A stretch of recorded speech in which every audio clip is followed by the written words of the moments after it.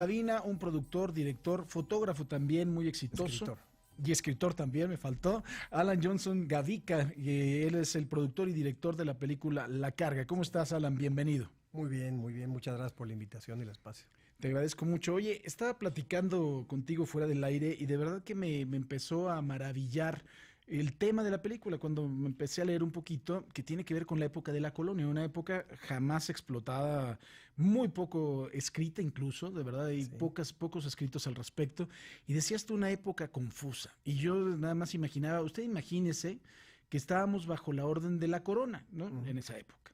Y cuando se necesitaba que se cumplimentara una orden de la corona o se tenía que preguntar al rey qué es lo que opinaba de algún asunto, pues no había fax, no había teléfono, no había, bueno, ni correo, ¿no? Bueno, sí había correo, pero se tenía que mandar por barco. Claro. Y esos eran aproximadamente unos 6 meses, quizá a veces más, ¿no? Mínimo. Porque a veces el barco no llegaba, ¿no? Y a lo mejor una orden llegaba a pasar, pues, ¿qué te gusta? Un año, 6 meses. Sí. Entonces, por supuesto que era un periodo muy confuso, ¿no? Porque no se sabía qué hacer. Incluso hay una anécdota que el Palacio Nacional actual eran los planos de una prisión para Perú, para Lima, ¿no? Y lo tuvieron que modificar y el Palacio Nacional, que era para México, lo hicieron, bueno, lo iban a hacer prisión hasta que se dieron cuenta que era el Palacio Nacional y es el Palacio de Lima, el Palacio Nacional de Lima. Pero así de confusa era la época. Sí, sí, ¿Por qué claro. te surge la idea de hacer una película de esa época, Alan? Pues mira, también la confusión de la que hablas es acerca de la confusión de los tiempos, ¿no? Te hablaba de la cuestión del sistema de encomiendas. Pues es un sistema que se implementó en cuanto llegaron a colonizar y eso era un sistema fallido. Entonces, toda esa combinación de elementos, pues me hizo pensar en hacer una película que aparte no se había contado y eso pues da como una motivación como escritor y director, ¿no?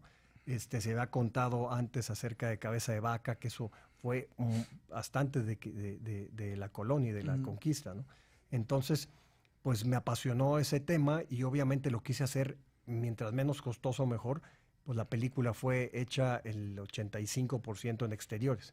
Entonces eso me ayudó mucho no a construir y no haberme envuelto en una cuestión de donde pues tienes que tomarte muchas licencias, ¿no? Porque las cosas eran muy diferentes en aquel entonces y los grandes paisajes vírgenes de México pues nunca van a cambiar, ¿no? Lo único que tienes que hacer es sí, llegar hasta allá. Claro. Y además supongo que tenías una gran locación, ¿no? Finalmente todas las ciudades coloniales de este país abonan muchísimo a una película de estas. Claro, claro. No, las locaciones, obviamente, aparte, las locaciones de conventos, de haciendas, eran muy, muy bonitas. Yo me traté de abocar a la verdadera historia y traté de ir a los verdaderos lugares. A veces no era posible, pero el llegar a esos bosques, a esas selvas, a esos montes, y aparte yo como director quería filmar 360 grados sin ver absolutamente nada contemporáneo. Fíjate, es que a lo mejor la gente se está perdiendo, pero finalmente estamos hablando de una película de la época colonial y todo el mundo empieza a pensar en el centro histórico y en Guanajuato, ¿no? No. Y en San Miguel de Allende. Pero hay otras cosas, porque es la historia entre un español y un tameme. Cuéntale Claro. a la gente qué es esto. Sí, claro. Pues la historia es acerca básicamente de la persecución entre unos jinetes que están persiguiendo, como tú dijiste, a un tameme que está transportando una española. Esta española necesita llegar a las costas de Veracruz para zarpar en un barco y defender a un gran héroe mexicano que no mucha gente conoce, y mi película lo introduce, es Francisco Tenamaztle, que pues es un gran héroe porque si tú sigues su historia, él empezó una guerra de rebelión, una guerra de injusticia, contra la injusticia, y fue uno de los primeros indígenas que se levantó en armas, y él hizo dos guerras, la guerra del Mixtón y luego la guerra de guerrillas, ¿no? Este es el lado histórico de la película, pero el lado interesante, emotivo y emocionante de la película es la persecución. Y en esta persecución van desde la Nueva España hasta Veracruz, y ellos en el medio de esta frenética persecución se van conociendo, y es básicamente la historia de cómo se conocen personas totalmente diferentes, el encuentro entre dos mundos, ¿no? Claro, y por eso son los lugares vírgenes por los que tienen que atravesar, que es los que los tamemes se sabían las únicas rutas que había para poder pasar. Claro, ¿no? claro. Ahora, ¿por qué se te ocurrió un tameme? Pues mira, a mí, cuando empecé con mi investigación empezó cuando yo supe que quería contar una película de época. Yo andaba en las épocas cuando Cortés, traicionó a su cuñado, que era el gobernador de Cuba. Entonces, él hizo propiamente su expedición, sabiendo que él iba a ser el gobernador de Cuba, de Velasco. Y pues ahí va a ser una película bastante cara, pero los indígenas que transportaron a Cortés fueron unos tamemes. Entonces, cuando empecé a investigar un poco más de los tamemes, pues me apasionó demasiado, ¿no? No nomás esa parte de la historia de ellos, sino cómo los crearon, cómo los hicieron, y fue básicamente Cortés fue segregando a indígenas de sangre pura, muy fuertes, para que sirvieran para el transporte, ¿no? Y fuera, eso de ahí se deriva la palabra tameme, el cargador, ¿no? Claro. Oye, ¿cómo generar el interés ahora que estamos en este boom del cine mexicano, ¿no? Y tenemos, además de todo, una serie de cartas bien interesantes, ¿no? Tenemos Cuarón y los logros que ha tenido, que va del espacio a la colonia Roma, ¿no? Claro. Tenemos a Guillermo del Toro de esta ilusión fantástica. Tenemos a González Iñárritu con una acidez tremenda.